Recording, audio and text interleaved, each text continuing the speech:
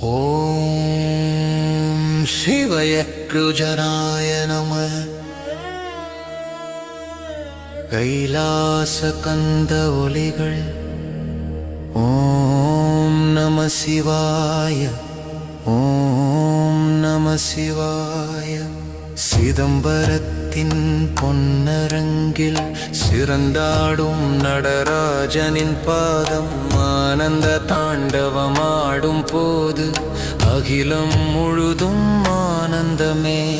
சரணங்கள் சரணங்கள் சிவனின் பாதம் சரணம்.